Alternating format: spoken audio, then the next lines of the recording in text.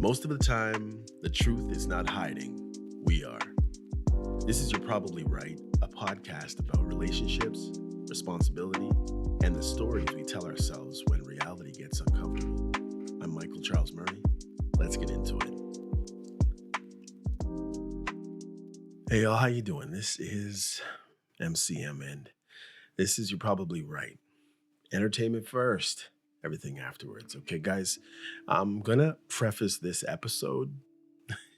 It's quite a little chunk here, but just understand that this podcast is not a Christian podcast. It is a podcast by a Christian. Some people might say it's the same thing, but it isn't, because I'm not teaching the word of God, nor am I preaching the word of God. Okay. Um, as you can see, the title of this episode, which right now it's loosely eliminating reciprocity for those who say they want to be alone. Okay. But I have to get this one really off. And the thing is, I try to make sure that every podcast episode gets my full attention and my full effort. I know that ends up making the podcast episodes start really slowly, but I think they pick up quite a bit, and I think they do get good. For those that don't listen to long form podcasts, it probably won't be for you. But for those of you who like to sit down and really consider a thing, this is, I would say, one of the best places for you to be, if not the best. But I'm not going to toot my own horn. I'll leave that up to you. Okay. But I'm going to preface this episode in this way. When the when the preface is over, I'll let you know, so you know what's happening. Okay. Listen. Long before Simon and Garfunkel ever called darkness an old friend, Job in Job 17:13 said, "If I wait, the grave is my house. I have made my bed in the darkness." And in Job 19:14 he said, "My kinfolk have failed, and my familiar friends have forgotten me." David in Psalms 25:16 cried out to God because he was lonely and afflicted. Heman the Ezrahite in Psalms 88:18 said, "You have taken from me friend and neighbor. Darkness is my closest friend." Elijah in 1 Kings 19:4 went alone in the wilderness, sat beneath a broom tree and said, "It is enough now, Lord, take my life." Jeremiah in Jeremiah 15:17 said, "I sat alone." The writer of Psalms 102:7 said, "I lie awake. I have become like a bird alone on a roof." Jesus in Matthew 14:23 sent the crowd away, went up on a mountain by himself to pray. And he was there alone. Paul in 2 Timothy 4:16 said, "No one came to my support, but everyone deserted me." Then centuries later, St. John of the Cross in The Dark Night of the Soul wrote, "In darkness and secure." Novalis in Hymns to the Night wrote, "Aside, I turn to the holy, unspeakable, mysterious night." Emily Dickinson around 1862 wrote, "We grow accustomed to the dark." Rainer Maria Rilke in the book of Hours wrote, "I love the dark hours of my being. My mind deepens into them. Robert Frost, in Acquainted with the Night, wrote, I have been one acquainted with the night. And finally, in 1964, Paul Simon, writing for Simon and Garfunkel, in The Sound of Silence, gave us perhaps the most familiar greeting of them all. Hello, darkness, my old friend. All right, that was it. Okay, here I go. Have you ever stopped and thought about how many of the worst situations we can put a human being in involves being alone? Not necessarily alone. I'm talking about being alone. And that's different.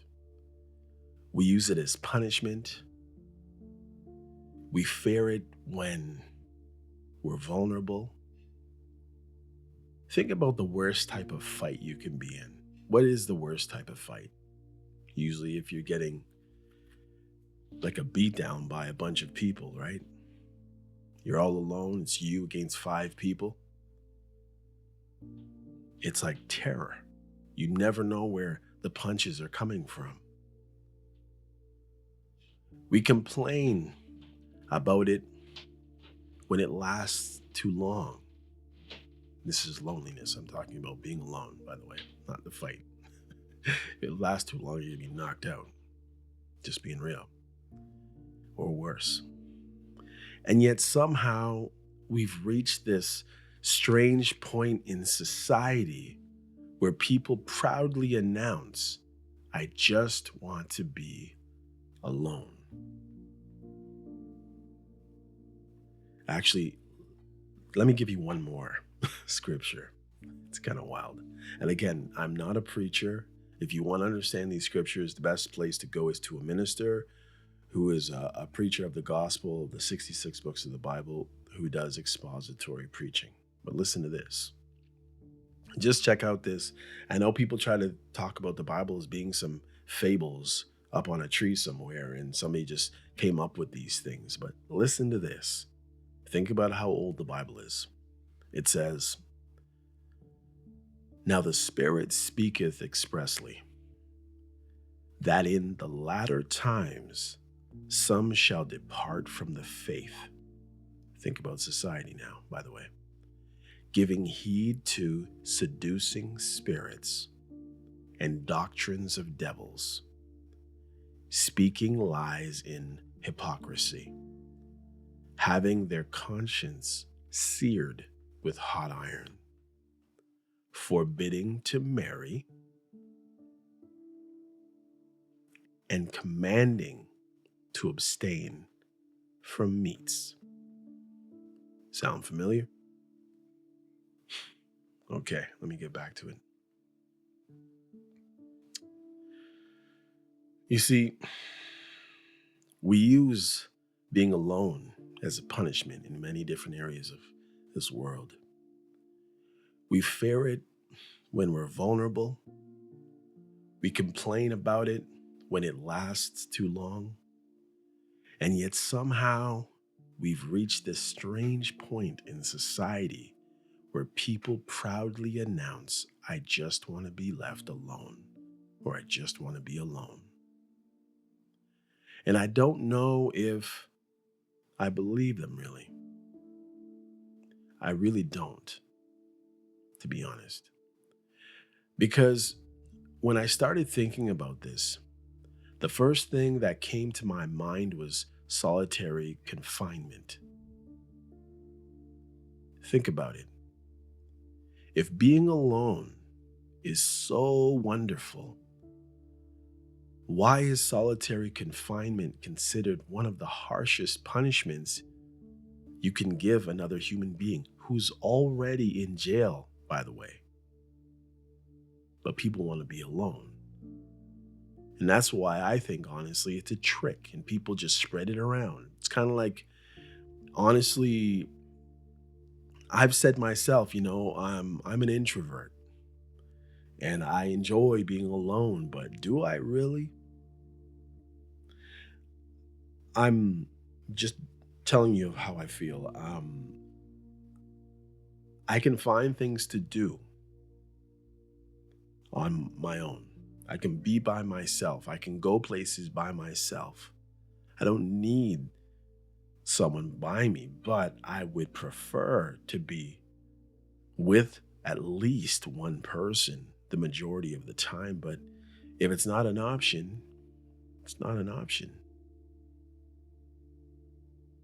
And then obviously that other person would be a female companion, not just a random dude or a random friend. And I would still need my spots where I want to be alone or get by myself to do certain things. Listen, solitary confinement. You're not beating the person. You're not starving the person. You're not separating the person from other people. Sorry, you are. You're separating the person from other people in solitary confinement. That's the punishment. You're still feeding the person. You're still giving them a bed. You're not whipping them. No, you're just putting them over there. No human contact. Locking them away. That's the punishment. Think about it. And the reason why I actually decided to do this episode, it was me listening to R.C. Sproul about marriage and the importance of marriage. And he goes from Adam and Eve forward till our times. Now, of course, R.C. Sproul died in 2017, but his words still stay strong and true to this day. And we actually start doing versions of this when we're children. Think about it. Parents, we misbehave. What do our parents say? Go to your room. Sit in the corner. Time out. You're staying inside while everybody else goes outside. Some of us, till this day, even as adults, probably remember those times where we got certain timeouts or certain groundings. Being probably the most bored you've ever been in your whole entire life. Then you go to school. And what do you get if you misbehave? Detention. Stay after everyone else leaves. Get removed from the classroom. Sit in the hallway. Get suspended. Just being separated. Because think about it, if you get a detention, the office people are going to be in there. Somebody's going to be watching you. If you get sent home, you're going home and chances are somebody from home is going to be there to watch you. But you're just being sent away to be alone. All of these things have something in common. You are being separated from everyone else. And somehow, somewhere along the way, we understood that separation hurts. Then there are all the situations where nobody is punishing you and being alone still feels horrible. And as I said, a beatdown. How about being stranded somewhere by yourself? Being lost in the woods, how does that feel? Maybe you got separated from your parents as a kid on the subway or in a mall. Or maybe your kids got separated from you and you were with everybody else and you don't know where that kid is. Even that anxiety of how the kid must feel hits you. And you're just feeling it almost by proxy because you're not alone. Being alone in a hospital room when you're scared. Waiting for surgery. getting devastating medical news and having nobody beside you, being alone after somebody dies, the first night after your spouse dies, the first night after your relationship ends.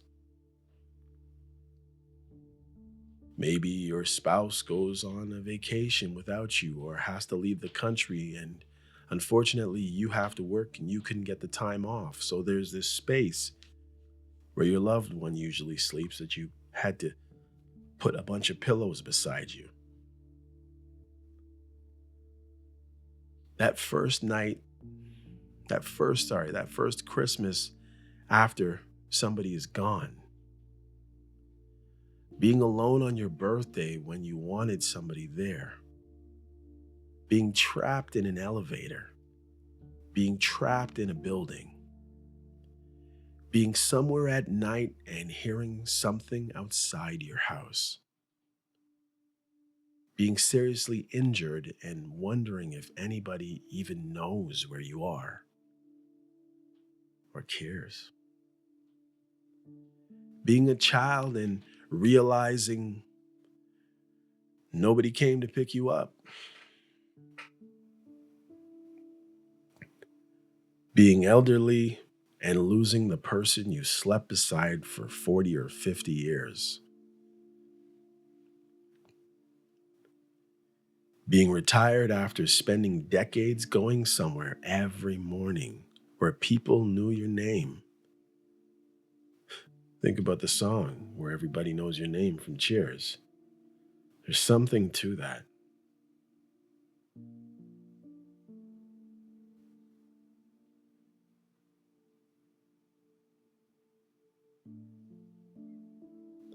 Losing your job and suddenly realizing half of your daily human interactions disappeared with your employment.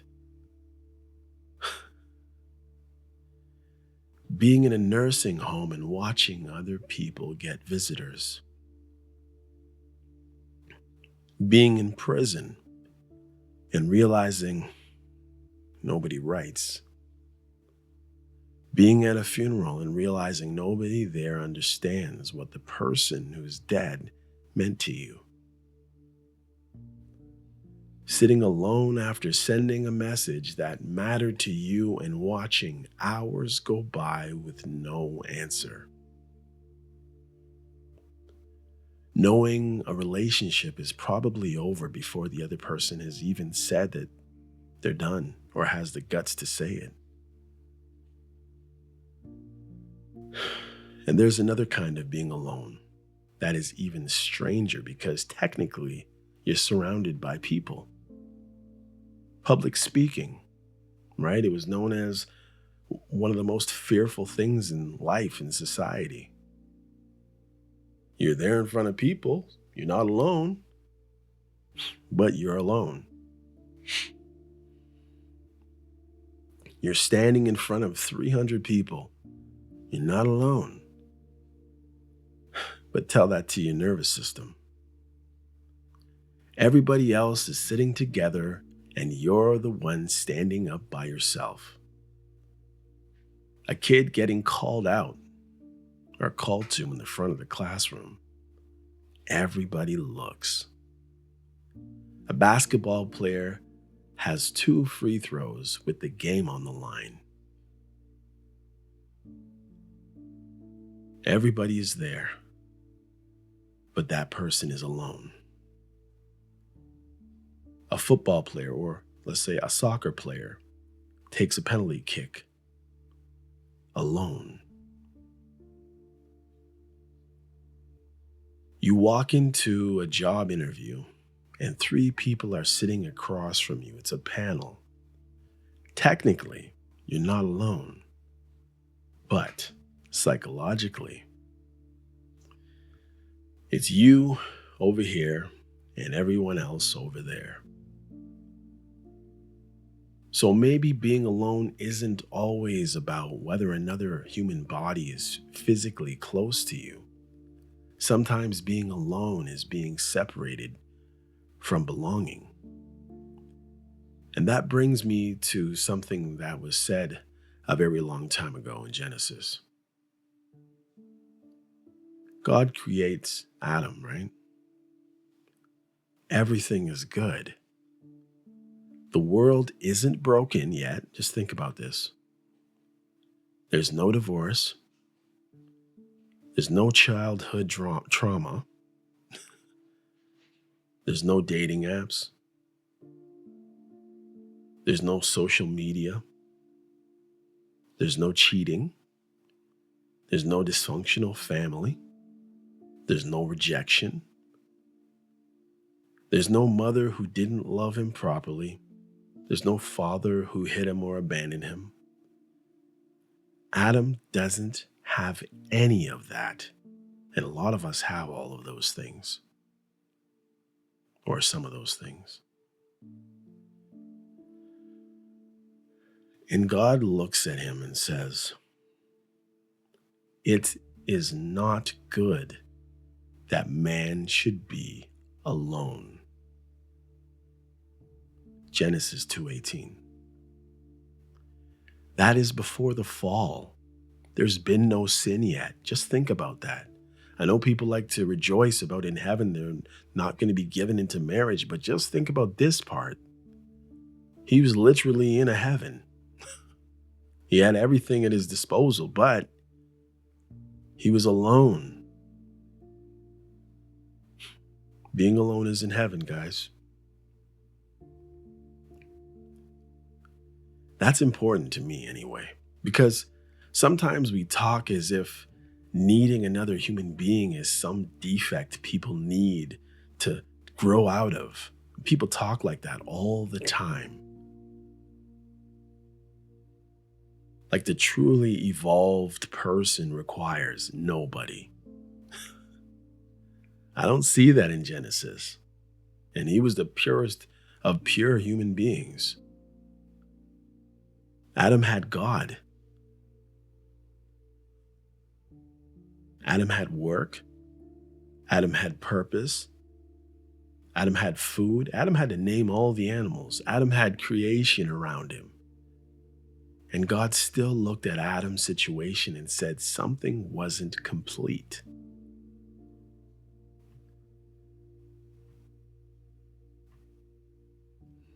And what does God do?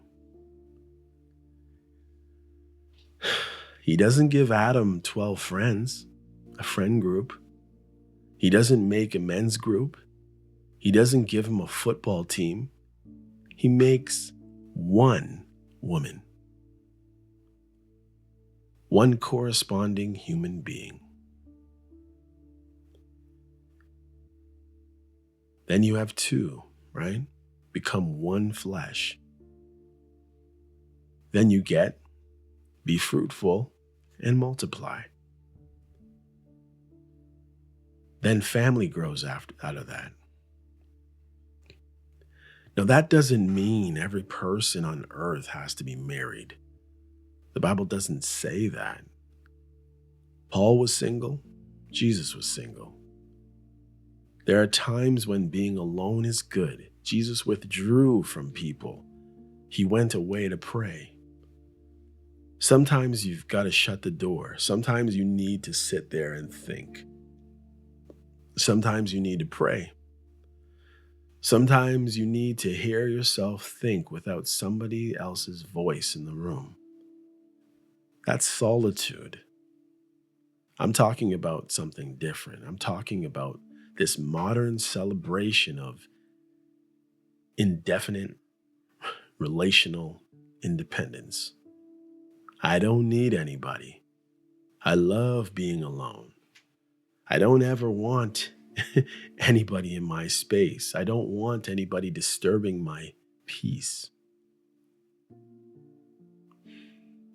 And here's where I'm going to say something that people probably aren't going to really like. A lot of people who say they want to be alone don't actually want to be alone. A lot of them are lying. Some of them probably don't even know that they're lying because of the way society is built on basically groupthink in so many different areas. Sometimes we see something that's totally upside down and wrong and backwards, and we go along with it because of all the other people going along with it. And everybody goes along.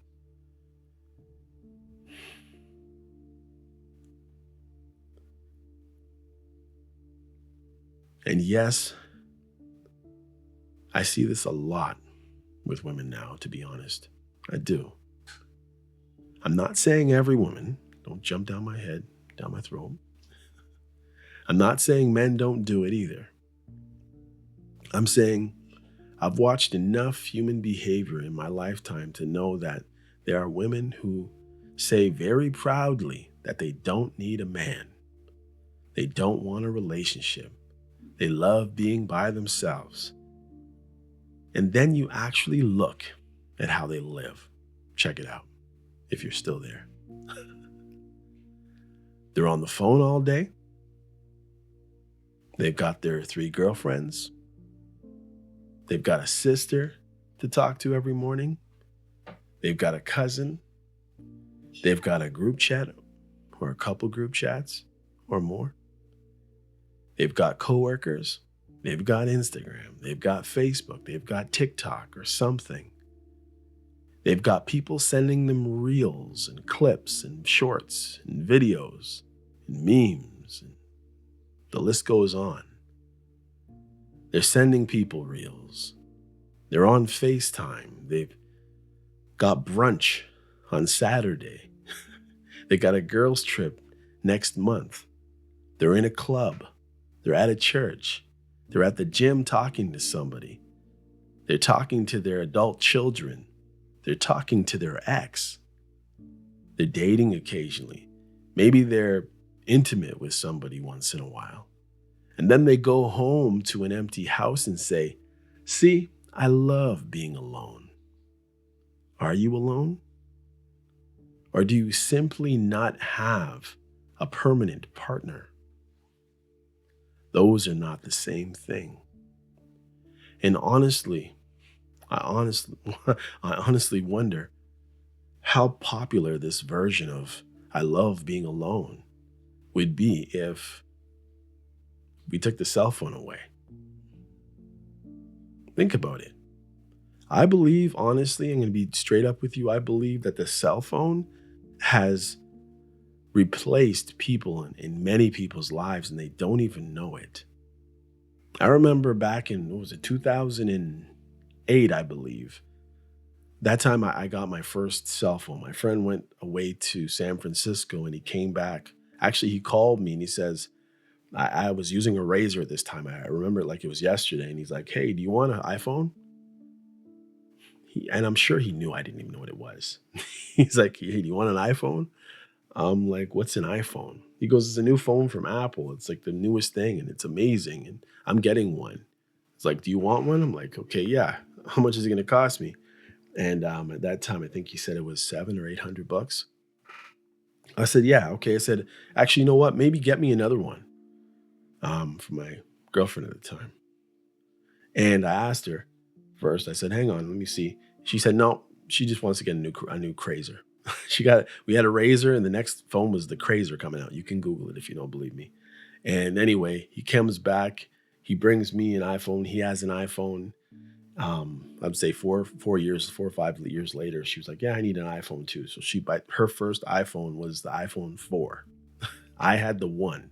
I had an iPhone when at my workplace, not another soul had one. Everywhere I would go, people would ask me to look at it. That's how long I've had an iPhone. I was the first person I knew besides my friend who had one. Didn't hear of it before that.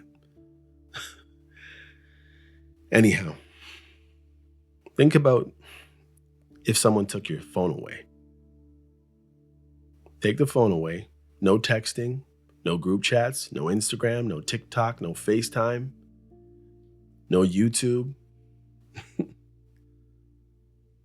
no YouTube voice talking to you while you're making dinner or in the washroom, no podcast playing while you're cleaning the house, no dating apps, no random person responding to your story, no little dopamine hit because somebody liked your picture. Now go home. Monday, Tuesday, Wednesday, Thursday, Friday, Saturday, Sunday, and do it again. Now tell me how much you love being alone. Because modern technology has created something that I don't think existed in quite the same way before. You can live alone without having to experience very much actual aloneness with other voices in the room. You've got hundreds of people living inside your phone. Matter of fact, they can talk you right to sleep and wake up with your phone dead. And the beautiful thing about the phone is that those people are controllable. If you don't want to talk, you don't answer. If your friend becomes annoying, put the phone down. If the group chat gets on your nerves, mute it. If somebody asks you an uncomfortable question, leave them on red. If somebody wants too much, block them. If you get bored, open another app and find another human being. Put them on pause. Ghost them. And that started making me wonder if some people don't actually love really being alone. Maybe they love being in control of connection. And I actually look at it and I realize there's many people who are alone, who don't mind being alone. And then there's the people who have lots of friends and they're gregarious, they're outgoing, they're extroverts supposedly, but yet they want to be alone at home. Being in control of the connection for a lot of people is the thing. And that's different.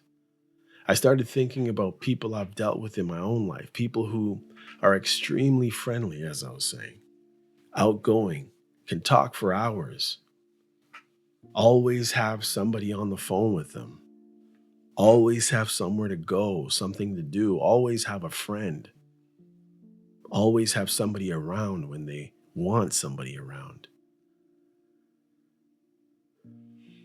But when you get into an actual relationship with them, something changes. Because a friend can be put away, a spouse can't. A group chat can be muted, a child can't. Instagram doesn't wake up beside you and say, "We need to talk about yesterday." TikTok doesn't need a ride to an appointment. Your girlfriend on the phone doesn't necessarily care that you forgot to pay the hydro bill. The person on Facebook isn't asking why you haven't touched them affectionately in 3 weeks. That's where I started thinking about reciprocity. Because maybe the issue isn't that some people don't want to, they don't want people. Maybe they don't want what comes with people: responsibility, obligation, compromise, accountability, being needed when you're tired, showing up when it's inconvenient, giving when you don't feel like giving, listening when you'd rather talk, changing something because it hurts somebody else, spending your Saturday doing something that wasn't your first choice because the person you love needs you there. That's relationship. That's reciprocity. And that's when this whole idea changed for me. Some people don't want to eliminate relationships. They want to eliminate reciprocity. They still want access to people. They still want affection. They still want help. They still want attention. They still want somebody checking whether they got home safely. They still want gifts. They still want somebody to listen. They still want somebody to compliment them. They still want somebody to desire them. They still want somebody available when their life goes wrong. They just don't necessarily want to owe that person the same level of access back. And I think that's where or at least that's what we're seeing in some relationships. I want you close enough that I can reach you, but not so close that you can make claims on me. I want to be able to call you, but I don't necessarily want you to ask why I didn't call you. I want to tell you my problems, but your problems might feel kind of heavy to me. I want you concerned when I disappear, but if I disappear and you ask questions, well, you're being controlling. I want you to care, but if your caring comes with expectations of consistency, then you're obviously just being needy. I want you to be emotionally available, but if you want emotional availability back, suddenly you want more than I can offer. That's not wanting to be alone. That's just wanting controlled proximity. Come here, not too close. Stay there. Wait, come back. I need you. Okay, go home. And I think a lot of us have confused that with that amazing word, boundaries. We use that word so constantly now. Boundary, red flag, protect my peace, my truth, my space. Someone once told me if you put anything in front of truth, it perverts it. Truth is just truth. There is no such thing as your truth. What is the truth of the situation or at hand or what's going on? Really? My space. Didn't go good for them. And boundaries are real. Healthy people need boundaries. But a boundary is about what I will participate in. A boundary isn't supposed to become a law that controls your entire life while somehow requiring nothing from me. If I tell you I'm not comfortable being spoken to disrespectfully, so if that happens, I'm going to end the conversation, that's a boundary. I'm telling you what I will do. But if I tell you that you're not allowed to ask where I've been, you can't expect me to call you. You can't ask for you can't ask for more time. You can't question my friendship. You can't have opinions of my behavior. But meanwhile, I expect your loyalty, your money, your affection, your time, your protection, your emotional availability. That's not this that's not some beautiful enlightened boundary system. That's a relationship where one person has become the legislator or the dictator. One person writes the rules, the other person lives right up underneath them. And this can happen where in our lives? Sexually, financially, emotionally, with children, with families, with time, with phones, with friends, with exes, everywhere. And I want to be careful with money because I don't believe gifts buy love. Can't buy me love. If you spend $3,000 on somebody, that doesn't mean that they owe you sex or intimacy. It doesn't mean they owe you marriage. It doesn't mean they have to stay with you. But if I'm constantly investing in you because I believe we're building something together and you're accepting all of that while privately knowing you don't intend to invest in the relationship at the same level, that's information I would have wanted earlier. The issue isn't the receipt. The issue is what we both thought the relationship was.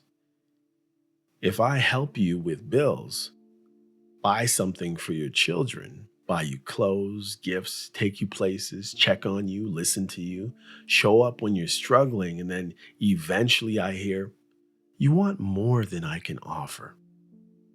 Okay. You're allowed to say that. But here's the other half of reciprocity that people conveniently forget. I'm also allowed to say, then what I was offering at that level of relationship is also finished too. You don't get to reduce your contribution and keep receiving mine at full strength. My presence, my time, my most valuable commodity. Come back. Oh, why? And think this is where people sometimes get themselves trapped. They hear, I can't give you what you want. And instead of accepting it, they negotiate themselves downward. And for everybody who's actually done this, I feel your pain. Okay, we don't have to see each other as often, they say. Okay, I'll stop asking. Okay, I won't call as much. Okay, I won't bring that up anymore. Okay, we don't have to define anything. Okay, I'll give you space. Okay, I'll just be your friend. But somehow they're still buying dinner. They're still fixing things. They're still listening at midnight when they gotta sleep and go to work. They're still being intimate. They're still offering rides, still being an emotional support, still showing up whenever the other person's life falls apart. And for some reason, it's always falling apart. You've reduced the title of the relationship and kept paying the full emotional price. Don't do that. And if you want to avoid people who operate this way, don't just listen to what they say. Watch the behavior. Watch the phone. And I'm not saying somebody having two phones automatically means they're doing something wrong. I'm saying watch what their technology tells you about their priorities. Are they constantly on their phone, but somehow impossible for you to reach at times? Do they arrive late to meet you while already talking to somebody else? Do they tell you they're too busy for connection while maintaining hours of conversation with other people? Do they constantly interrupt time with you to answer everybody else? Do they promise to call you back and then forget about it because somebody else was more interesting and they came along at that time? Do they use social media relationship language as a substitute for actually learning how a relationship actually works? Every disagreement or individuality about you is a red flag. Every inconvenience is trauma. Every request. That's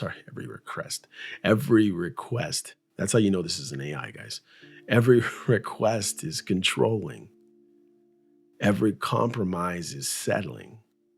Every uncomfortable conversation is disturbing their peace. Watch people who talk that way because relationships are uncomfortable sometimes. That's just the nature of them. That's not abuse. Sometimes somebody asks something of you that you don't feel like doing. Sometimes your partner needs are inconvenient. Sometimes you discover that the person you love has a completely different opinion. Sometimes you're going to have to apologize. Sometimes you're going to have to change. Sometimes you're going to have to give something. Sometimes you're going to have to put the phone down. If every form of relational friction gets labeled as toxic, eventually you're going to end up with nobody close enough to create any type of friction. And maybe that's your goal. Watch the person's relationship history too. Not because anybody who's divorced is defective. I'm divorced. That would be ridiculous. I'm talking about patterns, even reasons why. Sometimes you're like, okay, yeah, they are divorced, but why? What exactly happened? How were they treated? How did they treat the other person? As a matter of fact, in their last relationship, did the person they leave in a better spot or a better personal situation, financially or whatever, or did they leave them in a worse condition?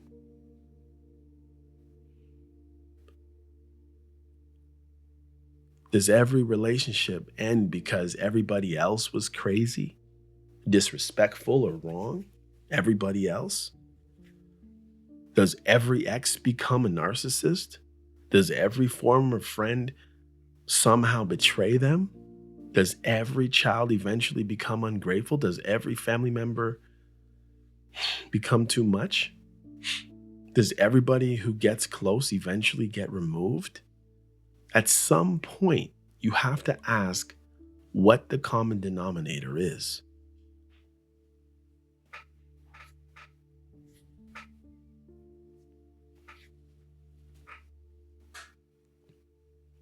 Watch how they talk about responsibility. Watch how they talk about their exes. Watch whether they watch whether they like being needed.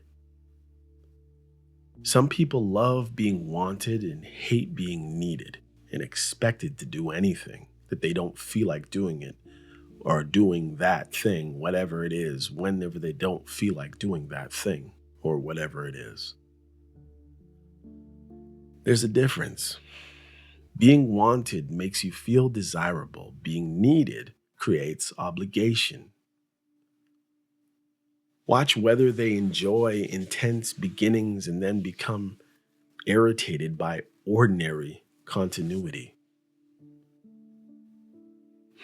Some people are fantastic at dating. Dinner, music, intimacy, texting all night, little gifts, words of affirmation, maybe, excitement, flirting. But eventually, a relationship becomes Tuesday. Nothing exciting happening. Somebody needs groceries. Somebody is tired. The car needs service. The kid has an appointment. There's laundry. That's where love stops being entertainment. And some people don't like that part. They like episodic intimacy. 3 beautiful hours. Then they go home in a rush. A great weekend. Then don't ask where they are on Monday. Intimacy, then distance. Deep conversation, silence. That's not necessarily somebody wanting to be alone. That's somebody wanting intimacy in controlled doses. Watch what happens when you stop overfunctioning. This is one. This one is really important. Don't play games. Don't be fake. Just stop compensating for the entire relationship. If you're always calling first, stop automatically calling first. If you're always planning, leave some space for them to plan something. If you're always checking in, see whether they check in on you at some point on their own. If you're always resolving the argument, stop being the one who repairs the thing. You're not the repair person. If you're always giving, pause and observe, and then watch. A reciprocal person usually notices the gaps or notices the gap and contributes.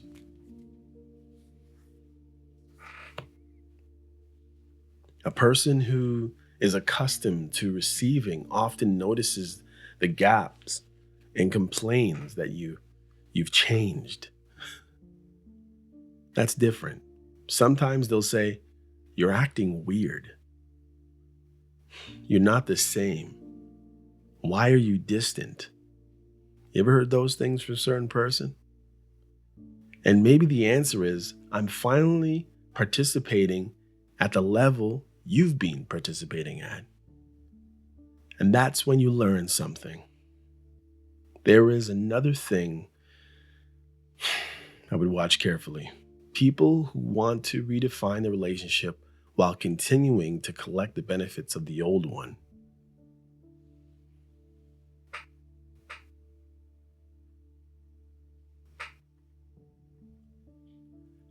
They don't want the relationship anymore, but they still want the friendship. They still want emotional support. They still want intimacy, or at least some access occasionally. They still want you available when they need something. They still want maybe a birthday gift. They still want special treatment. They still want you there. They still want to be able to flirt. They still want to know whether you care. No. If you change the relationship, the benefits change too. That's not revenge. It's just reality. It's normal behavior. And this brings me to something else I've been thinking about. At what point do you teach somebody a lesson? Because people hate that expression now. Don't teach people lessons, right? Take the high road. Protect your peace. Just move on. Sometimes I think that's nonsense. Consequences teach people lessons every day. If I'm late for work constantly, eventually my employer teaches me something. If I stop paying my mortgage, the bank teaches me something. If I treat every friend badly, eventually I learn something when nobody answers. So no, I don't think there is anything inherently wrong with somebody experiencing the consequences of how they treat you. What matters is what kind of lesson you're teaching. If the plan is to humiliate them, stalk them, hurt them, threaten them, destroy their reputation, or manipulate them into coming back, that's different. I'm talking about simple reciprocity. You showed me what level of relationship you wanted. Okay, now I'm going to believe you. And the access you used to have to me changes accordingly. No more special gifts, no more financial help, no more being your emotional emergency emotional husband or emotional wife. Sorry, emergency emotional wife when I'm not your partner. No more intimacy ambiguity. No more dropping everything when you call. No more automatic replies to personal messages. No more letting you walk back into my emotional life because you had a bad week or a bad breakup. No more allowing physical chemistry to erase unresolved behavior. No more pretending everything is normal because you smiled at me. You want less? Now there's less. And that's the lesson. Not because I'm trying to torture you, because I'm not going to protect you from the natural consequences of your own decisions and actions. And yes, sometimes that means blocking somebody. I know people treat blocking like it's childish.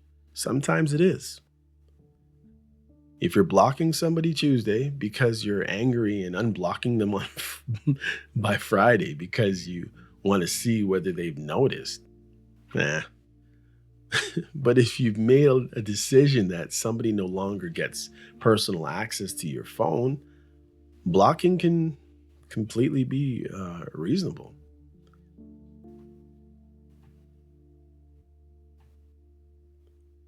Especially if you're still going to see the person somewhere else anyway. You can be civil, you can say hello, you can do whatever you got to do.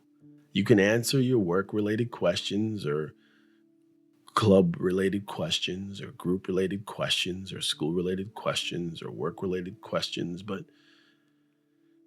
your private phone is your private phone. Nobody is entitled to live in it forever because they used to have access to it. And I think sometimes the lesson people actually need to discover is that you are not a permanent resource. You are not a vending machine where they can come back 6 months later, push the button, and receive the same version of you. Nah, man, things get altered all the time. And I don't think that's cruel. I think that is reciprocity. You don't get to keep taking pieces of somebody after you decided you don't want responsibility for the whole relationship. And that's the entire point. And maybe this becomes even more obvious as we get older because when you're 35, 45, 55, maybe you can construct this beautiful little system where you don't need a partner. You've got work, maybe you've got friends, you got children, parents, siblings, coworkers, you got the gym, possibly the phone, social media, dating, travel, restaurants. Everything is full. You got something to do, people to see, places to go. Then life starts removing things slowly. Some people don't even notice until it's all gone. Parents die, friends get sick, people move, children build their own lives, coworkers disappear or retire, or maybe you retire. Somebody you used to call every day stops calling because life moves on, or they weren't a real friend, or you weren't a real friend. You can't drive as much at the nighttime, so you can't go out. Your body changes. Your world gets smaller. And that's when you see an older person in the mall, walking. No headphones, just walking where there's other people around. Sometimes they'll stop an employee and ask a simple question, and somehow the question becomes a 15-minute conversation. The employee is looking at the line thinking, why is this person still talking to me? Maybe because buying the thing stopped being the point 10 minutes ago. Maybe that person is buying contact. Maybe that's why the mall matters. They could walk around in the basement. They could walk around the block. But there's something about being where people are, even if nobody talks to you. Sometimes the presence of other humans is enough to remind you that you still are a part of something.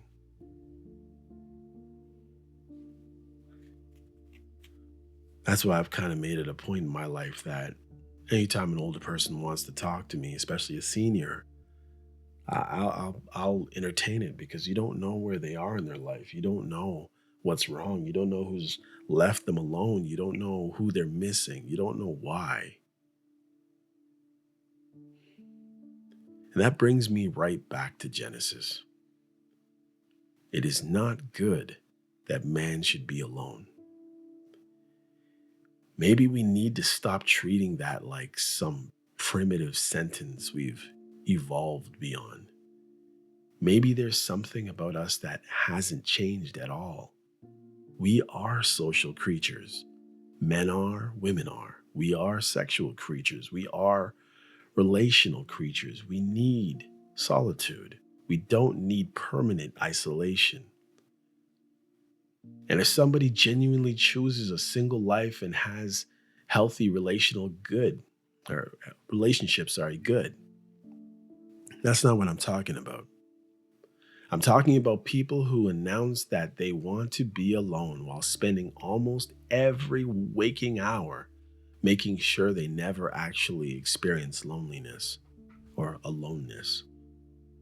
They want friends, they want group chats, they want someone to eat lunch with, they want coworkers, they want family, they want talks, they want social media, they want occasional dates, they want attention, they want people. Low cut's just going to be a little bit lower cut. Slits just going to be a little bit longer. Pants are going to be just a little bit tighter. Muscles are just going to get a little bit bigger. They just don't want anybody close enough that requires reciprocity. That's different.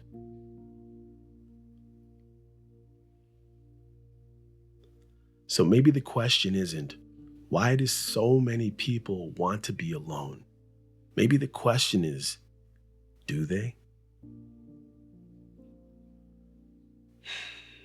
Or have we created enough technology, AI included, enough casual relationships, enough controllable forms of contact that people can receive the benefits of human connection without ever having to surrender enough of themselves to another person for real reciprocity to occur? Because if that's what we're doing, we're not eliminating loneliness. We're eliminating obligation. We're eliminating inconvenience. We're eliminating accountability. We're eliminating the part of the relationship where another person gets to matter even when it costs us something. And eventually, if you eliminate enough reciprocity, you might discover that you didn't create peace. You created a life where nobody has enough claim on you to bother you. But nobody has enough claim on you to truly belong to you either. And those are two very different things. So if somebody tells you they don't want the relationship you want, believe them. Don't beg. Don't negotiate yourself downward. Don't keep performing boyfriend, girlfriend, husband, wife, protector, financier, therapist, chauffeur, sexual partner, emotional support while accepting some reduced title that gives the other person freedom from responsibility. Let the relationship actually become what they said they want it to be. And let the benefits shrink with it. Not bitterness, not abuse, not anger, just reciprocity. Because the lesson isn't you hurt me, so now I'm going to hurt you. No, not eye for an eye here. Maybe the lesson is much, much simpler.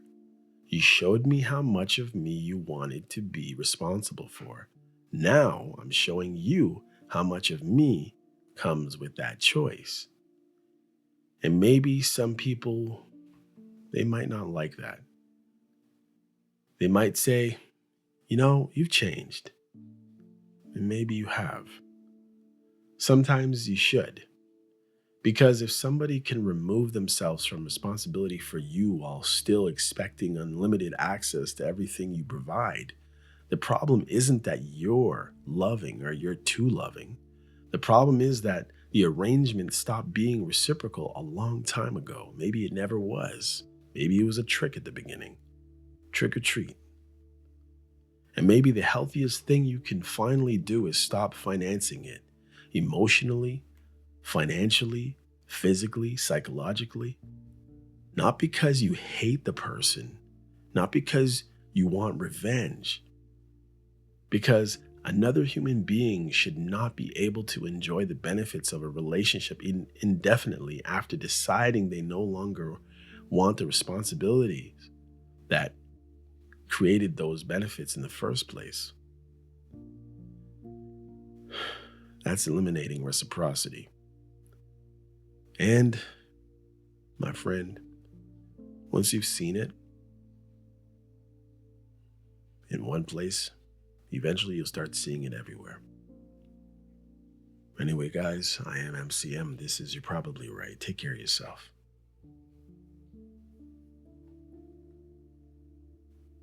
This is You're Probably Right. Entertainment first, everything else is just bonus. Opinions, all ours, sometimes backed by research, but never the final word.